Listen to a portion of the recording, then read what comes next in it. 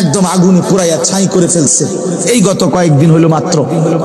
তো তাদের বক্তব্য, এই বেঈমানদের বক্তব্য, নাস্তিক মুরতাদার এই দুনিয়া লুবিদের বক্তব্য হলো এটা একটা প্রাকৃতিক দুর্যোগ, এমনটা হতেই পারে। কিন্তু এক ইমানদার হিসাবে আমাদের বক্তব্য হলো এটা তোদের অব্যাহত জুলুম আর নাফরমানি আর অসভ্যতার শাস্তি। আল্লাহ নবী সাল্লাল্লাহু আলাইহি ওয়াসাল্লামের স্পষ্ট হাদিস, ওয়াফাররিকু বাইনাহুম ফিল মাদাজি'। আল্লাহ নবী বলছে 10 বছর হয়ে গেলে আপন ভাই বোন, আপন ভাই, আপন বোন, আপন জনের মাঝেও বিছানা আলাদা করে দাও। হাদিস না, হাদিস, হাদিস, হ্যাঁ, জরুরি বিষয়, জরুরি বিষয়। এই জন্য বাপ আমি অনুরোধ করছি, আমরা আলহামদুলিল্লাহ আমাদের হযরত মাওলানা আবু বকর সিদ্দিকী তিনি বয়ান করবেন, হযরত মাওলানা মুশাহিদ আহমদ উজিরপুরি অনেক সুন্দর বয়ান করে, উনিও বয়ান করবেন। আমি শুধু আর অল্প একটু কথা শুধু বলতে চাই। আমার মূল বক্তব্য এই কথাটা প্রথম বুঝানো, আমার একটা সবসময়ের বয়ান যে আমি এই কথাটা বলতে চাই যে কোন একক ব্যক্তির জনপ্রিয়তায় ওয়াজ না শোনা, বরং নিজ মসজিদের ইমাম, নিজ মহল্লার ইমাম জুমার নামাজে যে বয়ান করে, আল্লাহর কসম যদি এটাই মনোযোগ দিয়া, দিল দিয়া, আন্তরিকতা নিয়ে শুনেন, ইনশাআল্লাহ দেখবেন আপনার জিন্দেগি এতই পরিবর্তন হয়ে গেছে। এজন্য ওলামায়ে কেরাম যে না এই হুজুরে তো সবাই চিনে না, অতএব ইনার ওয়াজ কিতা, উনি কিতা করবে, উনি কিতা করবে মানে, উনি কি বলবে মানে, যারে সবাই চিনে উনি সান্দের দেশের থেকে আইয়া কইব নাকি? তাইলে এই জন্য এটা কোনো কথা না, বরং আল্লাহর কথার প্রতি আন্তরিক হওয়া, তাইলে বদলাবে জীবন। তোমরা কিশোর, তরুণ, নওজোয়ান, প্রিয় ভাই, তোমাদের কাছে আমার অনুরোধ, ভাইয়া একবারের জন্য হলো এই কথা মনে করো, বাপ তুমি মুসলমান, তোমার মা মুসলমান, তোমার বাবা মুসলমান, তোমার রব আল্লাহ, তোমার নবী মুহাম্মদুর রাসূলুল্লাহ, তোমার ধর্ম ইসলাম, তোমার কিতাব কোরআন, এত কিছু থাকার পরেও তুমি নষ্ট হয়ে যাওয়া, চরিত্রহীন হয়ে যাওয়া মানায় না। যার রব আল্লাহ সে পথ হারাবে কেন? যার নবী মুহাম্মদুর রাসূলুল্লাহ সে পথ হারাবে কেন? যার কিতাব কোরআন সে গোমরাহ হবে কেন? সে চরিত্রহীন লম্পট হবে কেন? যার ধর্ম ইসলাম সে বেনামাজি হবে কেন?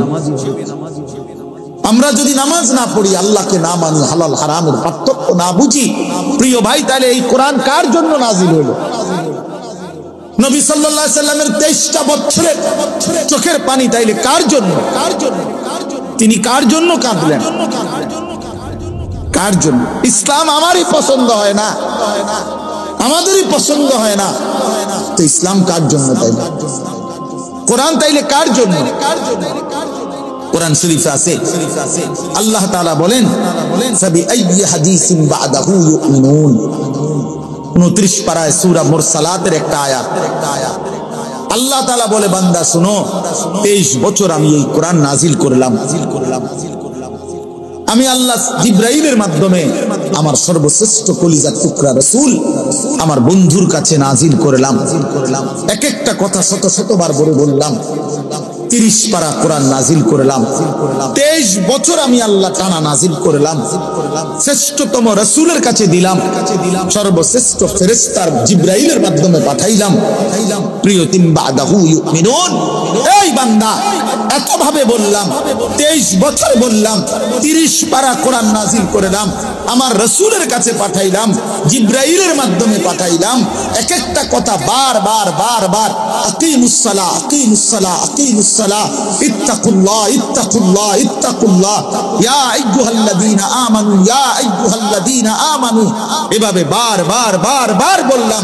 সাবি আইয়ি হাদিস, বান্দা বলো না, এরপরে আমি আর কেমনে বললে, আর কোন কিতাব নাজিল করলে, আর কার কাছে পাঠাইলে, আর কিভাবে বললে তুমি বান্দা আমার কথা মেনে নিতা? এবার তুমি বলো। এই নাফরমান যারা নামাজ পড়ো না, হালাল খাও না, প্রিয় ভাই, প্রিয় বাপ, বলো তোমারে যেদিন আল্লাহ জিজ্ঞেস করবে কি বলবা? বাবারা কি বলবেন? বয়স্করা কি বলবেন? আল্লাহ তাআলা বলবে তো বান্দা আমি আর কতবার বললে বুঝতা, আমি আর কতবার আর কত পারা নাজিল করলে, আর কত বছর আমি কোরআন নাজিল করলে তুমি মেনে নিতা? তুমি কও, তুমি কও, তুমি বলো, তুমি বলো, তখন কি জবাব দিবে? কি জবাব দিবে? কি জবাব দিবে? বলো, বলো। আমল নামান উম্মতের দেখে, নাফরমান পাপী উম্মতের আমল নামা দেখে নবীজি বলবে, উম্মত আমি 23 বছর কেঁদেছি। কিতাবে আছে, নবীজি হাসরের ময়দানে তো উম্মতের আমল নামা দেখবে, তো দেখে যখন দেখবে আনিসুর রহমানের আমল নামা, কোন পৃষ্ঠার মধ্যে নামাজ নাই, 30 বছর মিথ্যা, 30 বছর সুদ, 30 বছর ঘুষ, 30 বছর গালিগালাজ, 60 বছর বয়স বিড়ি সিগারেট, চেহারায় দাড়ি নাই, মুখে লেবাস পোশাকের মধ্যে ইসলাম নাই, কোনদিন মিসওয়াকের আমল নাই, দস্তরখানের আমল নাই, হালাল হারামের কোনো পার্থক্য নাই, স্ত্রী বেপর্দা, ছেলেটা বেনামাজি, মেয়েটা বেপর্দা, ঘরে প্রতিদিন রঙিন টেলিভিশন, নাচ গান। আল্লাহ নবী যখন আমল নামার মধ্যে এগুলো দেখবে, আল্লাহর কসম নবী চোখের পানি ছেড়ে দিবে আর বলবে, উম্মত আমি সেই নবী, 23টা বছর যেই নবী আমি অনবরত কেঁদেছিলাম তোদের জন্য। এশার নামাজের পরে আমি দাঁড়াইছি, ফজরের আজান পর্যন্ত আমি এক দাঁড়ানোতে উম্মতের জন্য আমি চোখের পানি ফেলে দোয়া করছি, মাফ চাইছি।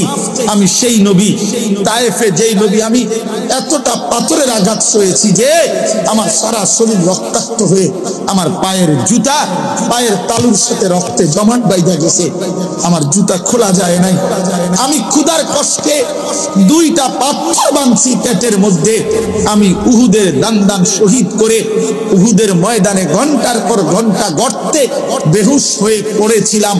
আমার ঘরের চুলায় আমার বিবি বাচ্চার জন্য 3 মাস লাগাতার কোনোদিন রান্না করা কোনো তরকারি, রান্না করা কোনো খাবার মিলে নাই। শুধু খেজুর পানি দিয়ে আমি আমার বিবি বাচ্চা নিয়ে সংসার জীবন চালনা করেছি।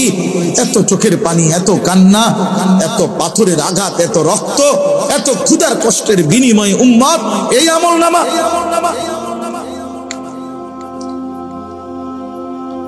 কি বলো বাপ, কি বলো বাপ, কি বলো বাপ, কি বলো? ছেলেরা বলো বাপ, নবীকে এত বড় বেইজ্জতি। নবী তখন বলবে, উম্মত তুমি কি জানতা না আমি শ্রেষ্ঠ নবী? তুমি কি এটা জানো না তুমি শ্রেষ্ঠ উম্মত? তো তুমি আমার মতো এত বড় শ্রেষ্ঠ নবীকে হাসরের ময়দানে এত বড় বেইজ্জতি কেমনে করলা? আমি এইটা নিয়ে কেমনে আমার মালিকের সামনে দেখাবো যে মাওলা এটা শ্রেষ্ঠ নবীর শ্রেষ্ঠ উম্মতের আমল নাম, তুমি আমার এত বড় বেইজ্জতি কেমনে করলা? আমরা উর্দু কিতাবে পড়ছি এটা।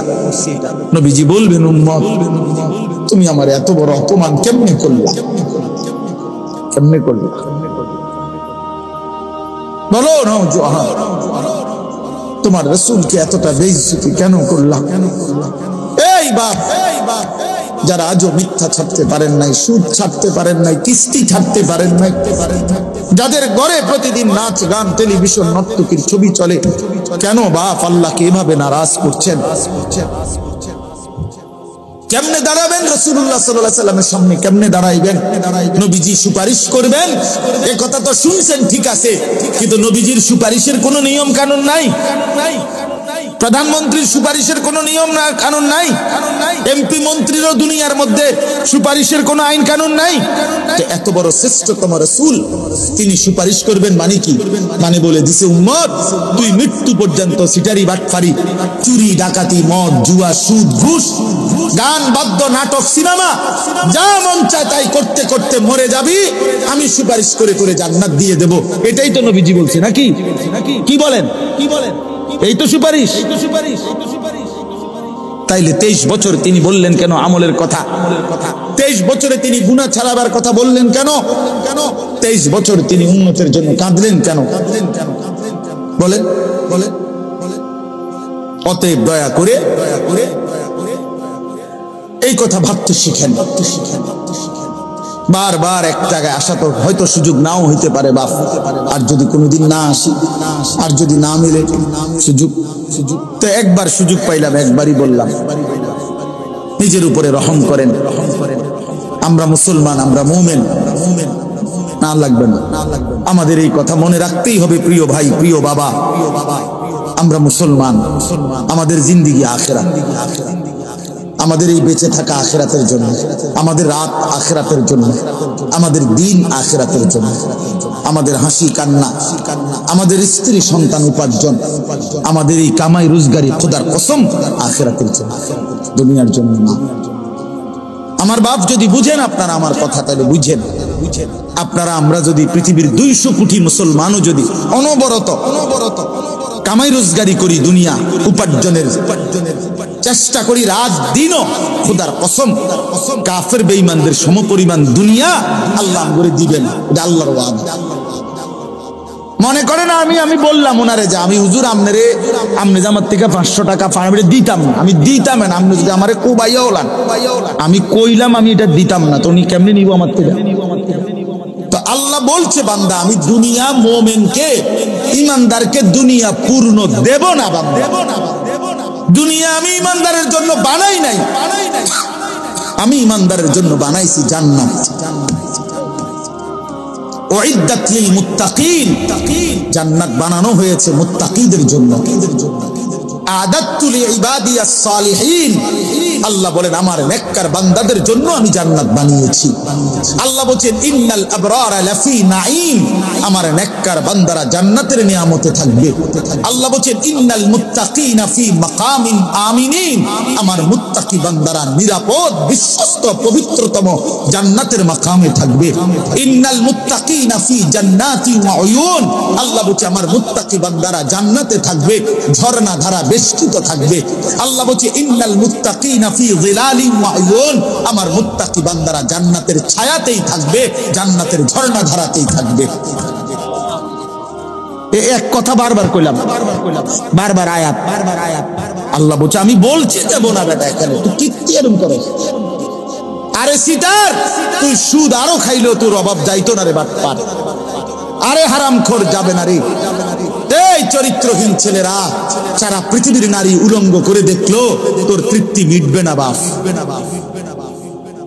তৃপ্তি মিটবে না, নষ্টই হয়ে যাইবা, মাগার আফসোস মিটবে না। দুনিয়া অতৃপ্ত, নবীজি বলছে লাইয়াম লা আফাহু ইল্লা তুরাব, নবীজি বলছেন বনি আদম দুনিয়াতে কোনোদিন তার পেট ভরবে না, মুখ ভরবে না, ইল্লা তুরাব, কবরের মাটি ফেলা পর্যন্ত। অর্থাৎ তারে কবরে রাইখা যেদিন মাটি মারবে সেদিনই তার তৃপ্তি হবে, স্থির হবে। নাই তো দুনিয়া তৃপ্তির জায়গা না, দুনিয়া স্বস্তির জায়গা না, দুনিয়া প্রশান্তির জায়গা না, আরামের জায়গা, তৃপ্তির জায়গা, প্রশান্তির জায়গা জান্নাত। কুলু ওয়াশরাবু হানিআম বিমা আসলাফতুম ফিল আইয়ামিল খালিয়া, আল্লাহ বলবে জান্নাতি বান্দা আমার সারা জিন্দেগীর আমলের বিনিময়ে আজ আমার পুরা জান্নাতে নিশ্চিন্তে তুমি খাও পান করো। হযরত হাসান বসরি রাহমাতুল্লাহ আলাইহি, মজার কথা আছে কিতাবে আমাদের কাছে আরবিতে পড়ছি, হযরত হাসান বসরি যখন কিশোর যুবককে দেখতেন তখন বলতেন ইয়া মা'শারাশ শাবাব আমা তাশতাকুনা ইলাল হুরিল আইন, তিনি বলতেন যুবক, এই নওজোয়ান, জান্নাতের হুরের জন্য আগ্রহ কি হয় না? আমা তাশতাকুন, শৌক আগ্রহ কি হয় না যুবক? জান্নাতের 70,000 হুর, আল্লাহর ওয়াদা, তুমি সবর করো। রাস্তার ওই নর্তকী দেখো না, মোবাইলের ওই নর্তকী দেখো না, সিনেমার ওই নর্তকী দেখো না, সে তো তোমার জন্য কখনোই মিলবে না, তোমার চরিত্রটাই নষ্ট করবে। ওর তো নিজের কাছে কিছুই নাই, অত যা ছিল তা পৃথিবীকে দেখাই দিয়েছে। বেপর্দা নারী তো সবটা দেখাইলই, তার আছে কি?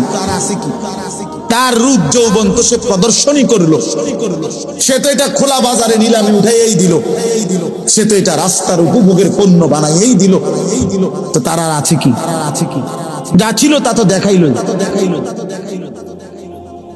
সে তো তার যৌবন দেখাইলই, তো আর ছিল কি? আর আছে কি? তুমি এই দেখে যদি চরিত্র নষ্ট করে ফেলো, এটা কেমন হবে বাপ? এজন্য আমরা যদি ভাবি আমাদের জিন্দেগি আখিরাত, আমাদের জিন্দেগি কি বলেন? সবাই বলেন কি? আবার বলেন। কোরআনুল কারীমের মধ্যে আছে, আল্লাহ বলেন কাফির বেঈমানদের কথা হলো মা হিয়া ইল্লা হায়াতুনাদ দুনিয়া। কোরআনে আল্লাহ বলেন কাফিরের বক্তব্য হলো জীবন মানেই দুনিয়া।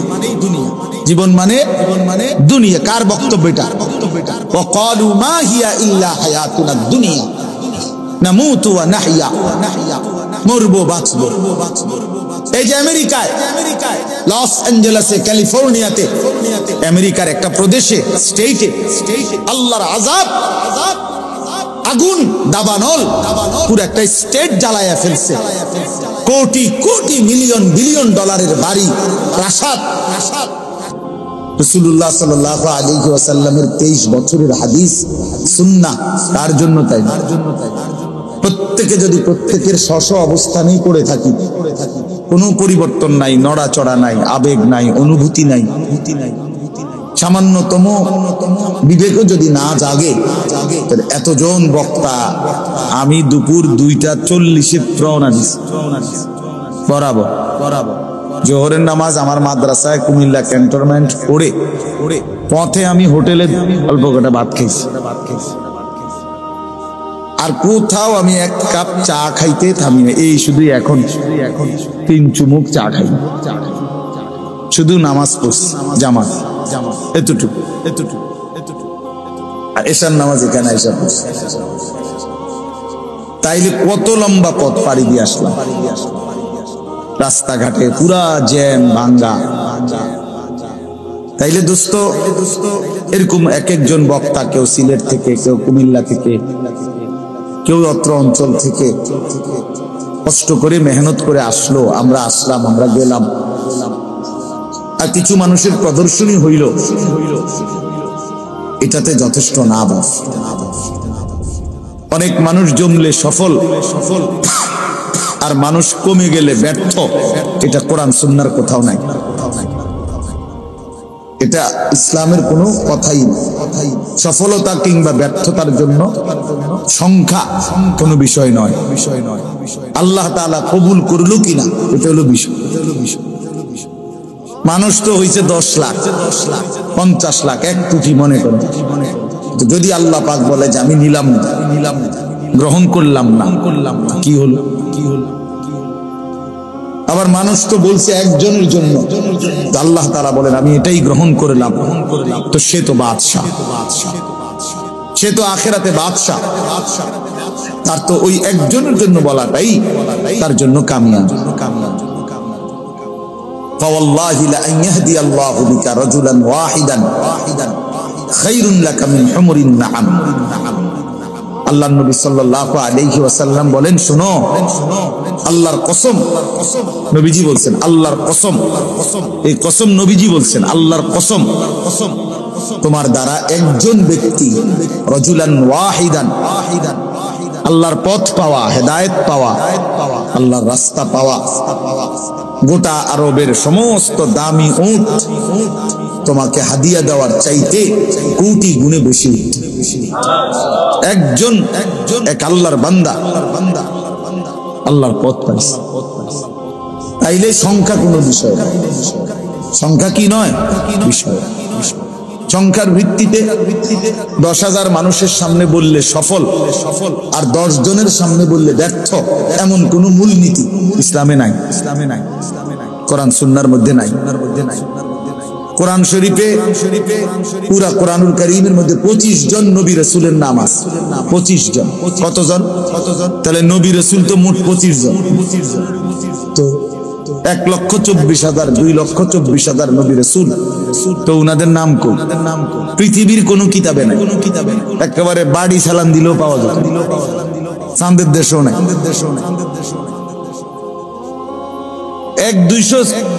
100 নবীর নাম মিলাইতেও গাম বাইরে যাব। সব কিতাব খুঁজলে 100 নবীর নাম মিলাইতেও কষ্ট হয়ে যাবে। সমস্ত ইতিহাসের তথ্য কিতাবাদি খুঁজলে, তাইলে যে নবীদের নাম পৃথিবীবাসী জানে না, কেউ শুনে নাই, কোনো কিতাবেও নাই, ওনারা ব্যর্থ। তাইলে সবাই চিনতে হবে, এটা জরুরি না। সবার কাছে পরিচিত হইতে হবে, এটা কোনো জরুরি বিষয় না। ১.৫ লক্ষ সাহাবীর সামনে ১,২৫,০০০ ধরেন, এই সাহাবীর সামনে নবীজি আরাফাতের ময়দানে বিদায় হজ্জে ভাষণ দিছে। শুধু হজ্জের মাঠেই নবীজির সামনে ১.৫ লাখ সাহাবী ছিল, বাড়ি ঘরে আরো ছিল বহু। কই এই পৃথিবীর কোন কিতাবে বা সবগুলো কিতাব মিলাইলেও ৫,০০০ সাহাবীর নাম খুঁজে পাওয়া যাবে? কই পাইবে? কইতে আইব ৫,০০০ সাহাবী? নাই। সর্বোচ্চ ৩১৩ জন বদরি সাহাবীর নাম একসাথে আছে, আর আরো কিছু মিলাইলে হবে। তো নাই তো আরো ১,০০০, আরো ৫০০, তাইলে ধরেন একেবারে ৫,০০০ ধরলাম। তো যদি ৫,০০০ সাহাবীর নামও সবাই জানে, তাহলে ১,২০,০০০ সাহাবী যারা আরাফাতের ময়দানে বাকি ছিল, ওনাদের নাম কই? ওনাদের নাম তো কোনো কিতাবে নাই, পৃথিবীর কেউ জানে না। তাইলে প্রিয় ভাই বলো যে ওনারা কি ব্যর্থ? এটা জরুরি বিষয়। এই কথা যদি দিলে থাকে, তাইলে নিজ মসজিদের ইমাম সাহেবের কথার মধ্যেও হেদায়েত আছে। কারণ আমার আন্তরিকতা থাকতে হবে, আমার ইমাম সাহেব উনি, ওনারে সারা বাংলাদেশ না চিনুক, আমার আল্লাহর কথা বলতেছে, আর আমার দরকার আমার আল্লাহর কথা থেকে হেদায়েত। কিন্তু আমরা জনপ্রিয়তার মোহে পড়ে যাই, ওনারে এখন চিনে, ওনারে যেমনে হোক বান্দা হইল আনতে হবে, মানুষ জমাইতে হবে, মানুষ জমাইতে হবে। প্রিয় ভাই, মানুষ জমানো মাকসাদ যেন না হয়, মাকসাদ হবে উম্মতের পরিবর্তন, জিন্দেগির পরিবর্তন, হালাতের পরিবর্তন, অবস্থার পরিবর্তন। যে যেমন আছি সে যদি এমনই থাকি, ন্যূনতম কোনো পরিবর্তন হয় নাই, হচ্ছে না, তাইলে এই ইন্তেজামের সার্থকতা বলে কিছু বুট বাদাম চটপুটি ওলাগো বেচা কিনা হবে, এই জন্য এত বড় প্যান্ডেল, এই জন্য এত বক্তাদের এই আসা যাওয়া। আল্লাহ আমাদেরকে বুঝ দান করেন। রাসূলুল্লাহ সাল্লাল্লাহু আলাইহি ওয়াসাল্লাম বলছেন, ইযা সাররাতকা হাসানাতুকা ওয়া সাআতকা সাইয়্যাতুকা ফাআনতা মুমিন। সাংঘাতিক হাদিস। নবীজি এক কথাই বলে দিয়েছে যে উম্মত, নেক কাজ করলে যদি তোমার কাছে খুশি লাগে, আর গুনার কাজ করলে যদি তোমার কাছে কষ্ট লাগে, তাহলে মনে রাখবা তুমি এখনো মুমিন। আর যেদিন দেখবা এর চাইতে নিচে নাইমা গেছো, অর্থাৎ তোমার এখন আর গুনার পর গুনাহ করার পরেও তোমার বিবেকে আর কোনো কষ্ট, ব্যথা, লজ্জা অনুভূতি নাই। ৩৬৫ দিনে খোদার একটা বছরে প্রিয় কিশোর নওজোয়ান, মনে করো তোমরা যারা কোনোদিন ফজরের নামাজ পড়লা না একদিনও, তাইলে তোমার দিলের অবস্থা কি? তোমার দিলের হালাত হইল এই দিলে আর কোনোদিন এমন হয়ে গেছে যে এই যে বছরের পর বছর, দিনের পর দিন নামাজ ছুটে যাচ্ছে, এটা নিয়ে সামান্য কোনো লজ্জা অনুভূতি, বিবেকের কোনো জ্বালা দংশন কিচ্ছু নাই। তো মনে রাখো নওজোয়ান, ধরে নিও তোমার ঈমান অনেক আগেই হারায় গেছে, অনেক আগেই হারায় গেছে। এক মুসলমান 10 বছর মিথ্যা বলে লাগাতার, এক মুসলমান 30 বছর সুদ খায় প্রতিদিন, এক মুসলমান প্রতিদিন ওজনে কম দেয়, প্রত্যেক দিন 60 বছরের বুড়া মানুষ এখনো কথায় কথায় গালি দেয়, এটা মুসলমান? 60 বছর বয়স এখনো বিড়ি সিগারেট খায়, এটা মুসলমান?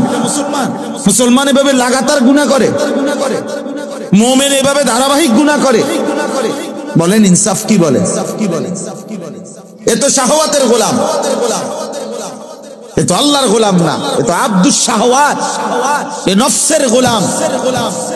ধারাবাহিক যে আল্লাহর নাফরমানি করে, এক তালে এক রঙে, প্রতিদিন নাচ গান দেখে, প্রতি রাত উলঙ্গ ছবি দেখে, নিয়মিতই মোবাইল নাচ গান ছবি, মহিলা প্রতিদিনই বেপর্দা, ঘরে প্রত্যেক দিনই নাচ গান উলঙ্গ ছবি, নাটক, সিনেমা, টেলিভিশন, চা দোকানে প্রত্যেক দিন নাচ গান।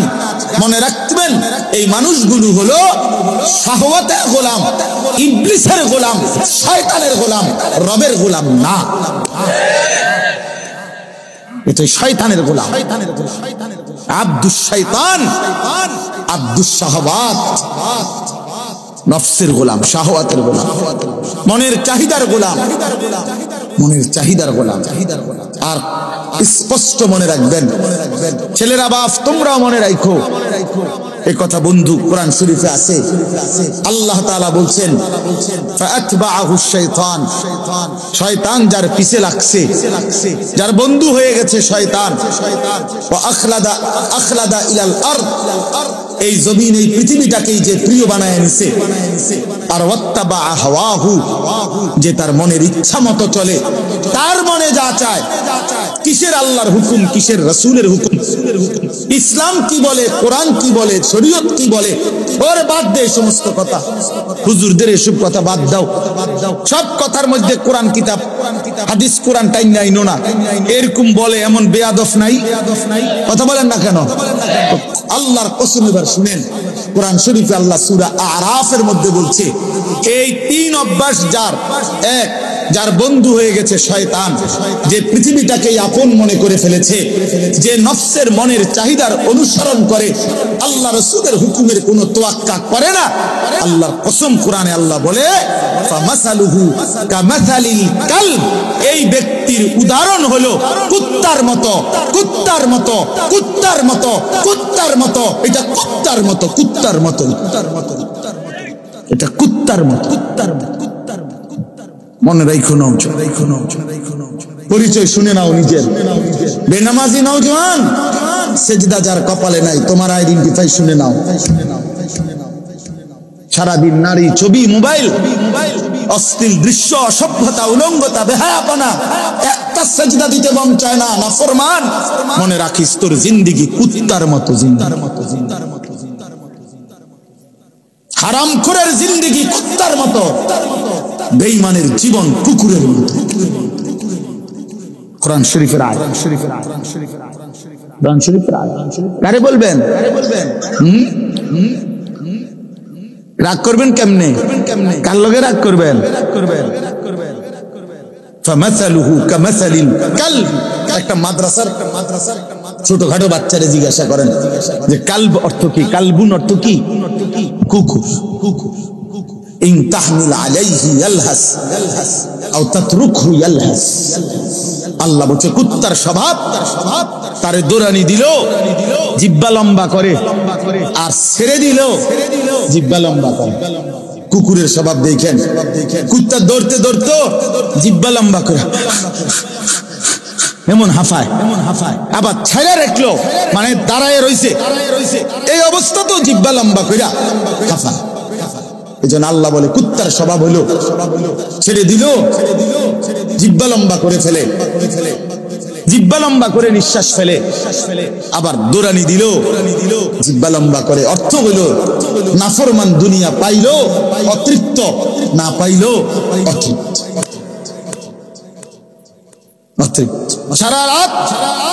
সারা রাত ছবি দেখছে, নাচ দেখছে, উলঙ্গ দৃশ্য দেখছে, নর্তকীর ছবি দেখছে।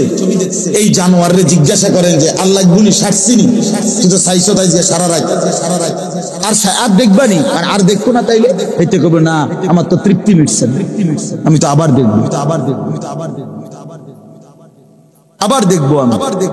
তাহলে এটা কুত্তার স্বভাব, কুকুরের স্বভাব, পেলেও জিহ্বা লম্বা, না পেলেও জিহ্বা লম্বা, ছেড়ে দিলেও জিহ্বা লম্বা, তারা দৌড়ানি দিলেও জিহ্বা লম্বা। এই জন্য বন্ধু, আত্মপরিচয় বড় সম্পদ।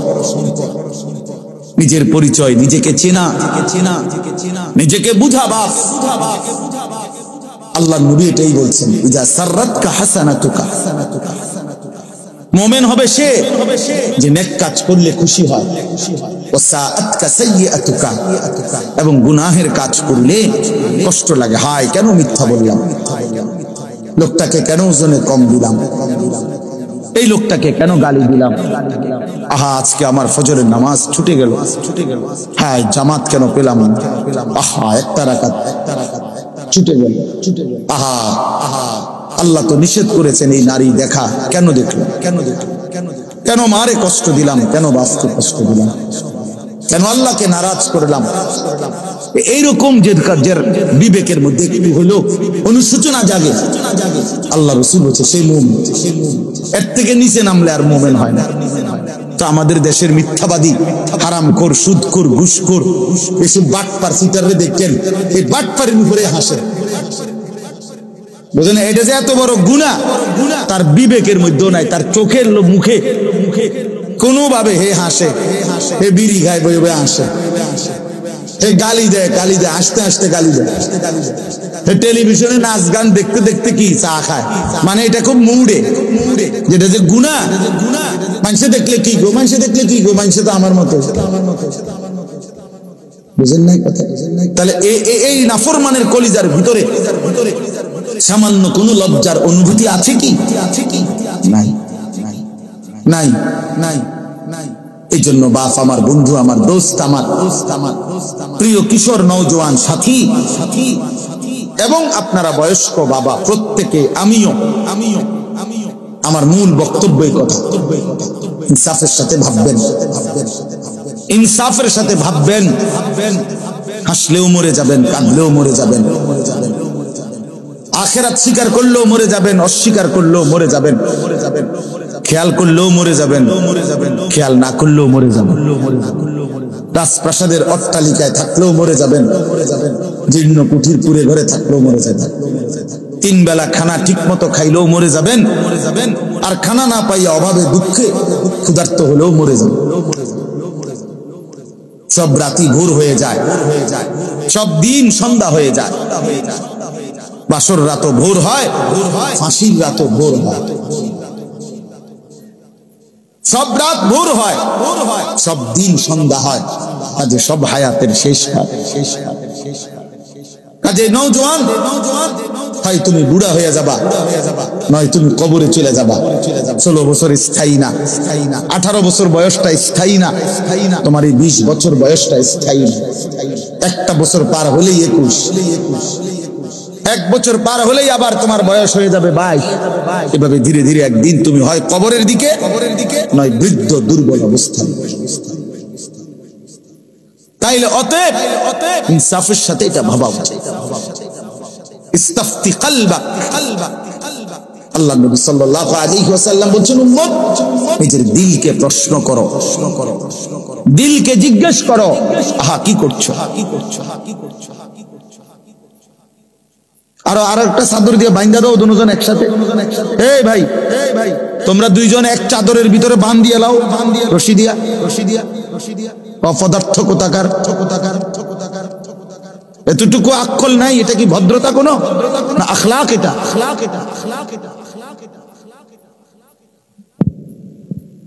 এত শাহওয়াত, সাবালক ছেলে একজন আরেকজনকে শক্তভাবে জড়িয়ে ধরা, এটার মধ্যে গুনাহের ওয়াসওয়াসা, নফসের ওয়াসওয়াসা।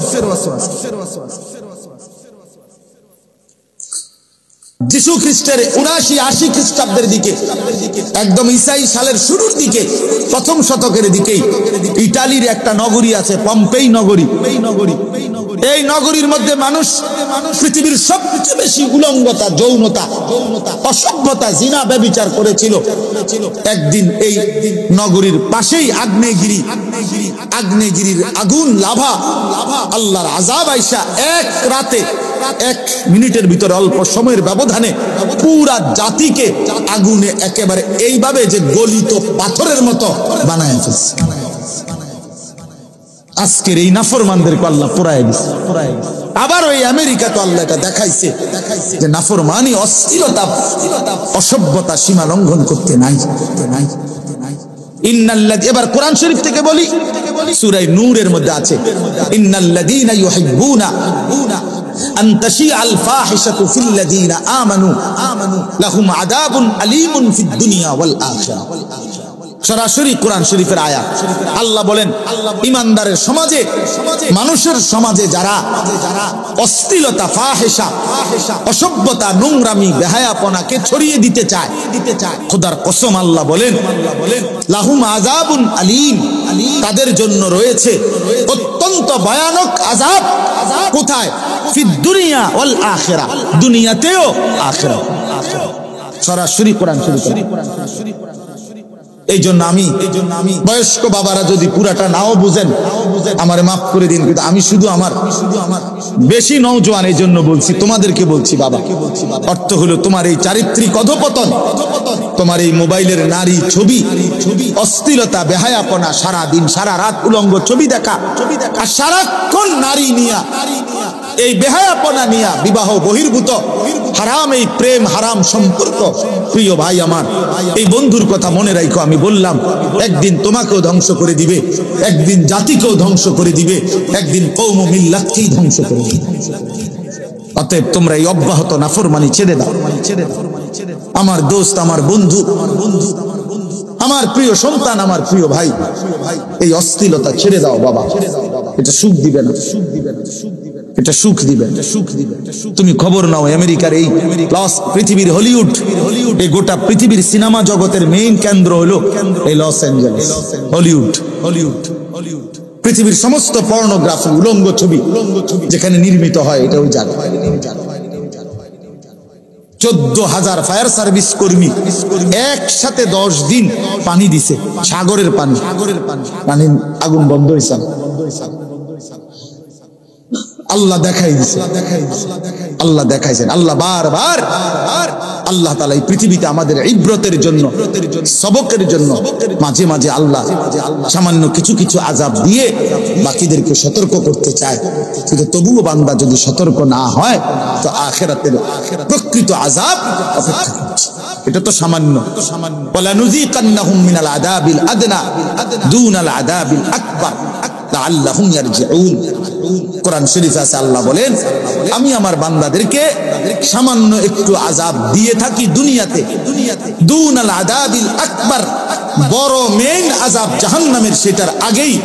কেন? লাআল্লাহুম ইয়ারজিউন, যেন আমার বান্দা দুনিয়ায় থাকতেই আমি আল্লাহর দিকে ফিরে আসে, তওবা করে ফিরে আসে, আমি আল্লাহর বন্দেগীর দিকে ফিরে আসে।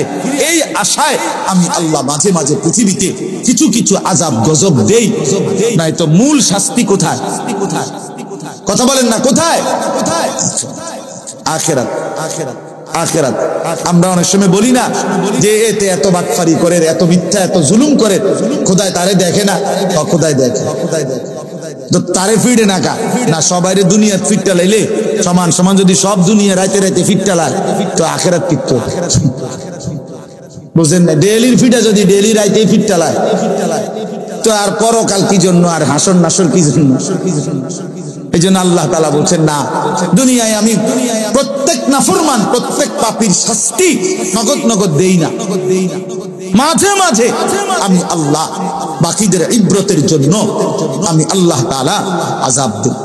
আমার এক উস্তাদ বলছিলেন, হযরত মাওলানা ইরশাদুল্লাহ রাহমাতুল্লাহি আলাইহি মারা গেছেন হুজুর। হুজুরে বলছিলেন যে বাবা মনে রাখো, কিছু মানুষ অন্ধ, কিছু মানুষ বোবা, কিছু মানুষ কানে শুনে না, কিছু মানুষের চেহারা ঠোঁট নাই, নাক কাটা, কান কাটা, এরকম একটু একটু চেহারা অনেকের আছে, অল্প অল্প। কেন? এটা আল্লাহর ইচ্ছা। আল্লাহ তাআলা এই কিছু মানুষের এই হালাত দিয়া বাকি বান্দাদেরকে বুঝাইতে চায়, বান্দা দেখো এর বিপরীতে তোমাকে আল্লাহ কতটা সুন্দর বানাইছে। তুমি আন্দাজ করো তোমাকে আল্লাহ তাআলা কতটা নিখুঁত, কতটা সুন্দর করে বানিয়েছেন। ঠিক আল্লাহ তাআলা বলেন কিছুটা আযাব দিয়ে আমি দেখাই বান্দা সে যেমন অপরাধ করছে এই অপরাধে তোমাকেও শাস্তি দিতে পারতাম, কিন্তু তোমাকে সুযোগ দিলাম বান্দা যেন তুমি আমি আল্লাহর দিকে ফিরে আসো। তাহলে আমাদের জিন্দেগি আখিরাত, আমাদের উচিত আল্লাহর দিকে ফিরে আসা। এবার আমার এই শেষ কথা হলো ইয়া আইয়ুহাল্লাযীনা আমানু, এই আয়াত আমি পড়ছি এই কথাটা বলার জন্য। আমি বলছি তো আগেই যে রোজার আলোচনা বিস্তারিত উলামায়ে কেরাম করবে, জুমার নামাজে ইমাম সাহেবরা বলবে। আমি শুধু এই কথাটা বলতেছি ভাই, যে কোন মুসলমান হিসেবে আমরা যদি বুঝি যে আমাদের জীবন আখিরাত, তাহলে আখিরাত কামাই করার, জান্নাত কামাই করার, পরকালের সফলতা অর্জন করার সবচেয়ে শ্রেষ্ঠ সিজন, শ্রেষ্ঠ মৌসুম মাহে রমজান। এটা সিজন, এটা কি সিজন? সিজন বুঝা ব্যবসা করতে হয়, সিজন বুঝা ফসল লাগাইতে হয়। মৌসুম হইলো কাপড় চোপড়ের, আপনি দোয়ানে লইয়া বইছেন গরু ছাগল, তাহলে হইতো না। মৌসুম হইলো আলুর, আপনি ফুলকপি লাগাইলে হইতো না। আপনাকে এটা বুঝতে হবে যে এখন কিসের সিজন। তাহলে সিজন চিনতে হয়, মৌসুম চিনতে হয়। ঠিক মহান আল্লাহ পাক রব্বুল আলামিন বলছে বান্দা প্রতি বছর আমি 11 মাসের দোষ ত্রুটি গুনাহ নাফরমানি পাপ সব ধুয়ে মুছে পাক সাফ করার জন্য আর নিজেকে জান্নাতের উপযোগী তওবা করে বানাইবার জন্য একটা প্রত্যেক বছর আমি 1 মাসের একটা সিজন আমি আল্লাহ ঘোষণা করি, সেটা হলো মাহে রমজান। এই একটা সিজন কদর কইরো। 30টা দিন বান্দা কুতিবা আলাইকুমুস সিয়ামু কামা কুতিবা আলাল্লাযীনা মিন ক্বাবলিকুম, সমস্ত ঈমানদার উম্মতের মতো তোমাদের উপরেও আমি আল্লাহ এই রোজা ফরজ করলাম। এই 30 দিনের কদর করিলে, 1 মাসের রোজার কদর করিলে, গুনাহ ছেড়ে দিলে, শরীয়তের হুকুমগুলো পালন করিলে, আল্লাহ বলেন ওয়াদা দিলাম লাআল্লাকুম তাত্তাকুন, 1 মাসেই আমি আল্লাহ তোমাদের সকল ঈমানদারকে মুত্তাকি তাকওয়াওয়ালা বানিয়ে 1 মাসেই মুত্তাকি। আর যদি মুত্তাকি হইতে পারো তাহলে পুরস্কার কি? ওই যে বললাম ওয়াইদ্দাত লিল মুত্তাকিন, আল্লাহ বলেছে জান্নাত তো বানাইছি মুত্তাকির জন্য। অতএব রমজানে তাকওয়া অর্জন হয়, আর তাকওয়ার ঠিকানা, মুত্তাকির ঠিকানা শুধুই জান্নাত, শুধুই জান্নাত, শুধুই জান্নাত। এই জন্য প্রিয় ভাই, প্রিয় বাপ, নওজোয়ান কিশোর দোস্ত আমার, বন্ধু আমার, সবাই মিলে সিদ্ধান্ত নেন এবারে রমজানকে কদর করব। বলেন ইনশাআল্লাহ। ইফতার ইবাদত, সাহরি ইবাদত, হ্যাঁ 20 রাকাত তারাবি ইবাদত, রমজানের রোজা ইবাদত, শবে কদর ইবাদত, শেষ দশকের ইতিকাফ ইবাদত। আল্লাহ তাআলা এতগুলো ইবাদত দিয়ে এতগুলো পুরস্কার, 1/70 আল্লাহ ঘোষণা দিবেন। একটা নফল একটা ফরজের সমান, একটা ফরজ 70টা ফরজের সমান। 1 ঢোক ইফতার করাইলেও গুনাহ মাফ, সাহরিতে বরকত, 20 রাকাত তারাবির প্রতি সিজদায় বরকত, প্রতিটা রোজার বিনিময় আল্লাহ বলছেন ফেরেশতা ডান কাদের নেকি লেখে, কিন্তু রোজার নেকি ফেরেশতারে দিয়া লেখাবো না বান্দা, আমি নিজ হাতে লিখে দেব, আমি লিখে দেব, আমি লিখে দেব, আমি লিখে দেব। তো আল্লাহ বলছে বান্দা আমি ইফতার এটার মধ্যে নেকি দিলাম, সাহরিতে নেকি দিলাম, তারাবিতে নেকি দিলাম, সবে কদরে নেকির পাহাড় দিলাম, শেষ দশকের ইতিকাফ দিলাম। এত কিছু দিয়ে তোমারে গুনাহ মাফ করাইতে চাইলাম, জান্নাত দিতে চাইলাম। আর সেই নিয়ামত, সেই রমজান, এত কিছু পাওয়ার পরও যদি তুমি কদর না করো তো আল্লাহর লানত তোমার উপরে পড়ুক, ফেরেশতার লানত করুক। এই জন্যই নবীজি এই 2 কথা যখন জিবরাইল আইসা রমজানের শেষে বলছে, নবী বলছে আমিন। হ্যাঁ জিবরাইল, এমন নাফরমানের উপরে আমি রাসূলেরও লানত। এই জন্য মনে রাখো বাপ, রমজানকে যে কদর করে না, রমজান মাসেও যে গুনাহ ছাড়ে না, রমজান মাসেও যে আল্লাহর ইবাদত করে না, ওই বেঈমান নাফরমানের উপরে আল্লাহর লানত, রাসূলের লানত, সমস্ত ফেরেশতার লানত।